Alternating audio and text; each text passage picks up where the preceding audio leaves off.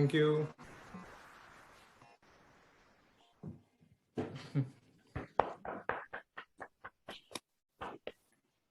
मजा आ गया। नेलिना? It was so beautiful. मैं तो जैसे खो गई थी। और आपका जो चंद्रकांत का जो आपने बजाया, the repeated, वो जो एक धुन होती है, Yes. वो मुझे दिमाग में चल रही थी। And lot of actually artist बजाते हैं ये उनके कॉन्सर्ट्स में, है ना? वो जो रेपिटेटिव क्या है वो, Yes. मुझे tan tan tan tan right, वो एक जैसे मेन कॉम्पोजिशन होती है, तो आप उसको बार बार रिटर्न करते हैं, तो कॉम्पोजिशन होती है, and then you improvise. Right, वो बहुत ही सुंदर लग रही थी। एंड ये सेकंड राग कौन सा था? ये है raga Patdeep. Patdeep, oh it's a beautiful, actually Patdeep में हमारे उड़ीसी म्यूजिक में इसमें पल्लवी भी बनते हैं। Okay. And my daughter performed Odissi and she performed Patadip. And Patadip पे बेस्ड एक गाना है फिल्म का, वो वाला गाना है ना, इस वो अभी सडनली याद नहीं आ रहा, but it's a beautiful song. इसका है अनुपमा का, उस दिन दीदी ने गाया था, उससे मिलता जुलता गाना है। धीरे धीरे मचल दिले बेकरार। नहीं, धीरे धीरे मचल नहीं है, वो है मैं सोचती हूँ अनुपमा का है या उसका है, वो अनुपमा का है जिसमें राखी और शशि कपूर हैं, खिलते हैं गुल यहाँ, जिसमें जिस फिल्म का गाना आई थिंक उसका मेघा छाए आधी रात, मेघा छाए आधी रात। ओके, वो प्राग पटदीप पे है।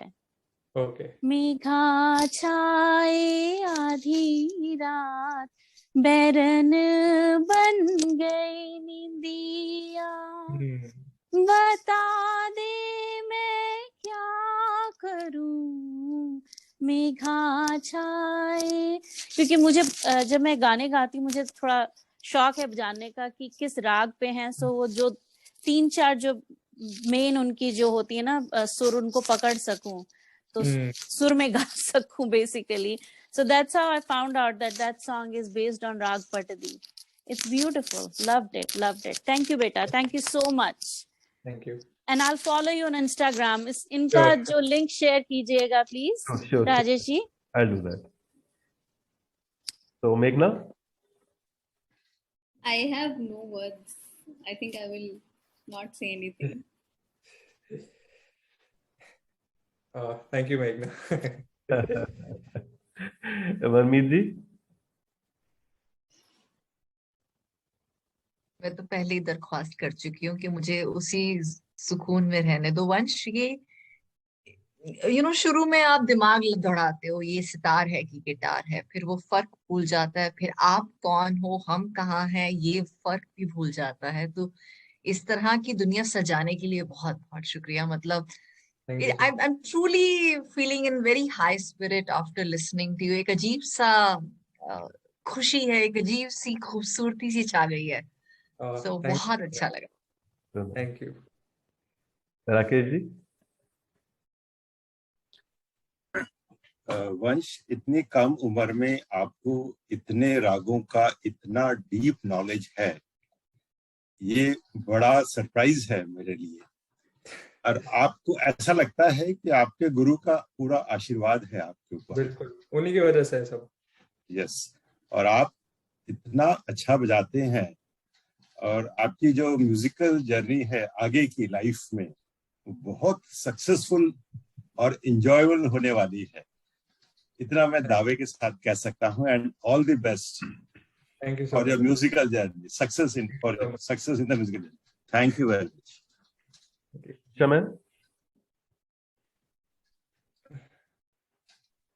Same words I would like to say, Vansh. All the best for your each and every endeavor in this journey of music, and definitely you are going to reach the highest pinnacle regarding this field of music.